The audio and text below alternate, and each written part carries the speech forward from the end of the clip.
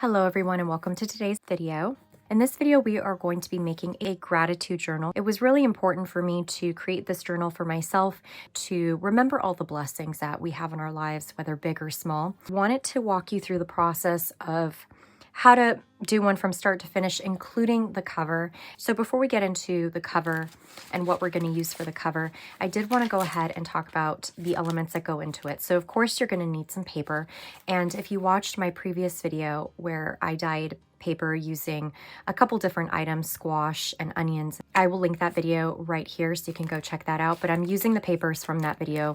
Now, when you're starting to collect papers, I use a lot of paper that have that nice crinkly sound. I love that sound. So I'm using vellum, I use tracing paper, watercolor paper, computer paper. I also did some handmade paper as well. So I actually made this paper and I have a video coming about that as well soon. So stay tuned for that. But just kind of incorporate any sort of papers that you may have, notebook paper, things like that, into your journal. Now, whether or not you use it as it is, or if you want to go ahead and dye it, whether you're using stamp pads or using the methods that I used with the natural dyes, but I love that vintage kind of look. So that's the look I'm going for in this journal. Now, for the journal cover, I am going to be using something that's maybe not as conventional, but I had it in my stash. And this is actually a table runner from Walmart from many years ago. And I really didn't have any purpose for it. And it's been sitting in my fabric stash because anytime that it's some fabric and I don't necessarily want to donate it, but it's beautiful fabric, I want to repurpose it and use it in a different project. I love journals that have that soft cover to it versus the hard cover. You can do either or, but for me, I preferred kind of having that fabric cover because I know it's going to be sturdy, it's going to last a long time, and it's going to protect all the pages in my journal. Now for this cover, I will be using a sewing machine because I just find it's going to be a lot easier. If you don't own a sewing machine, you can easily use Fabri-Tac, which is some fabric glue that also works just as well. The one thing that I have noticed with fabric glue is that depending on your fabric and the thickness of your fabric, it can, as it dries, show through as little blotches. So just keep that in mind. Maybe when you are gluing, just make sure you spread it out evenly so that you don't have little puddles of those blotches as the glue dries. So in terms of sizing, I am going to be using the papers as my guide. So I have my table runner folded in half, as you can see here. And what I'm going to do is I'm just going to place my papers down. So when I'm putting my papers down, since I do have some pages that are a little bit longer than the normal size that I have in my stack, I definitely want to keep that in mind when I am creating the cover. So I don't want the cover to go exactly to where my longest paper is. I just want it to go a little bit beyond, just a tad. Now, mind you that this journal doesn't have anything in it other than the papers. It's not as thick as it probably will get to be. So keep that in mind when you are making your cover as well. And then I'm going to kind of see exactly how much fabric I'm going to need. So this is approximately where I want it to land. So I'm going to keep this side intact here, the one that's folded in half, and then this side I'm going to cut down. So if you are using pattern fabric like I am, just keep in mind the focal point of your journal cover, because if you want to have more of, like, let's say the maple leaf as part of your front cover and not necessarily this leaf, you just kind of want to position your papers in such a way so that as you're creating your journal cover, you have the focal point that you want for the cover of your journal. You're going to take your two pieces of fabric that you cut and you're going to put them right sides together. And essentially what you're going to do is you're going to sew along the top and the bottom, leaving the two sides open. I'm going to use some quilting clips just to keep the fabric in place as I sew along the top and the bottom. And then once you go ahead and do that, you're going to go and flip the fabric right side too, so that you have the correct side of the fabric facing you. Before we sew the sides, I want to have a ribbon closure inserted in there. So I'm going to use two pieces of ribbon that I had in my stash of equal length. This is just grosgrain ribbon that I had. And you're going to take one piece, insert it onto one side, kind of like a sandwich, and do the same on the other side. Before you sew the ribbon in place, you do just want to check and make sure that both sides meet up in the middle exactly and not one side is higher than the other. Once you have your ribbon ends sewn into place, you're then going to work on each side. So then you're just going to fold over the fabric to create somewhat like a sandwich. And once you have the fabric folded down on each side, you're then going to run your sewing machine to completely seal the fabric edge. Using those same quilting clips, I just went around the perimeter of the rectangle that we have, and you're going to sew along the entire perimeter.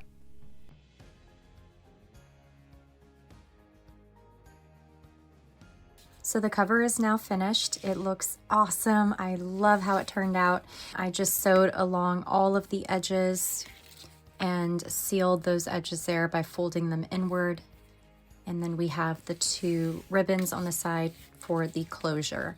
And then I also, if you can see, went around with my sewing machine and I outlined the leaves and just kind of did a couple squiggly lines here and there just to add some texture. So the cover we can now set aside for the time being. So the amount of pages that you have in your journal is going to be really up to you.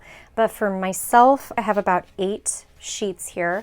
And I have each one of these folded in half, so that will give me a total of 32 pages because I have 8, and then you basically have 1, 2, 3, 4 sides that you can possibly work on or journal on. So we have quite a few pages that we can decorate and or journal on. When you have your sheet, you're just going to fold it in half. And then you're going to take a bone folder, or you can even take the back side of your scissors and just kind of run it along the edge. You just want to have as crisp of an edge as possible. So bone folder, scissors, anything that you have is going to be able to give you a nice flat crease. So you're going to do that for each and every sheet that you have in your signature. And signature is just the amount of pages that you have. You can have 4 signatures with a set number of pages. It's really up to you what you feel comfortable with. But just know that the more signatures you have, the bigger your journal is going to be. So if you have a lot of pages, let's say you have 20 pages, maybe you can separate that out into 2 signatures and do 10 pages in one and then 10 pages in the other. So really up to you. It's pretty subjective in terms of how you want to construct your journal. I really don't feel, unless you're doing this professionally or selling your journals, I don't feel like there's really a wrong or right way to construct your own journal or book. It's really up to you and what you want to have as an end result. Instead of doing the 3-hole pamphlet stitch, which works for some people, and that is a very common way to bind your papers together, there's also the perfect binding. There's so many different binding methods out there. And what I'm going to end up doing will be sewing it right down the middle with my sewing machine. I find that that will be a little bit easier and more efficient if you do have a sewing machine. If you don't, I do recommend looking into the 3-hole pamphlet stitch. So if you are going to use a sewing machine, just pro tip, keep in mind the amount of papers that you do have. If they are copy paper, it's not going to matter too much. But if you have thicker paper like I do, watercolor paper, cardstock paper, that does add to the thickness and that makes your sewing machine work harder. You will have the tendency to break your needle. Believe me, trust me, I broke 6 needles before I found the perfect amount that my sewing machine likes, so don't do what I did. So now what I'm going to do is I'm just going to make sure that all of these pages are centered, so the fold is completely centered. And then I will be using these bulldog clips or binder clips to keep them in place, just so that it's easier for me as I'm sewing, so that it's not moving around too much. Once your signature is sewn completely together, what I decided to do, instead of sewing it directly or gluing it directly onto the fabric cover, I decided I was going to take this brown elastic cording that I got off of Amazon. So what I'm going to do with the cording is I'm going to make sure that it's taut, and then I'm going to sew it along the top and the bottom, back stitch it, make sure that the center part is going to be tight. So then that way, when this is all sewn together, essentially what I want this to be is something that will hold my signature together without having it sewn in, but the signature will be sewn together so that I don't lose any pages. So this is what's going to hold the journal in place. So I'm going to do this off camera and then I'll be back so you can actually see what it looks like.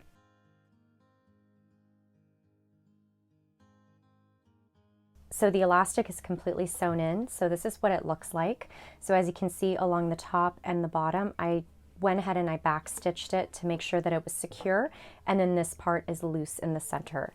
And for the signatures, I have two. I went ahead and I separated my signatures out. I did go ahead and I sewed in all of the pages to make sure that it was secured. So it's its own little booklet.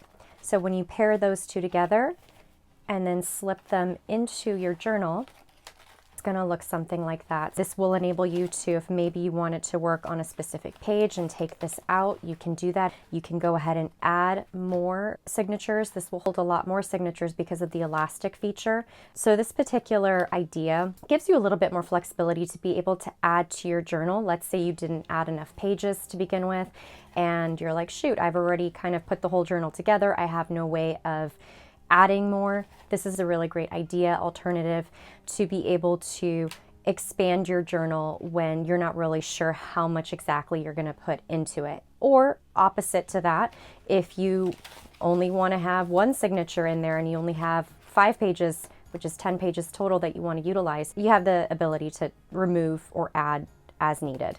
So I love this idea. I love that it's a little bit more flexible because for me, sometimes I'm just not sure how much I want to add into my journal. So this is a really great way for me to be able to do that and without committing, let's say, to a specific number of pages. All right, so that is it for today's video. I hope you enjoyed it. If you did, please go ahead and give me a thumbs up, hit that subscribe button, and ring the bell for notifications for more content to come. It really means a lot to me, you guys, when you do subscribe. It helps out my channel to continue to grow so I'm able to provide you with more of this kind of content. My channel offers a wide array of different art projects, different types of art projects, creative projects.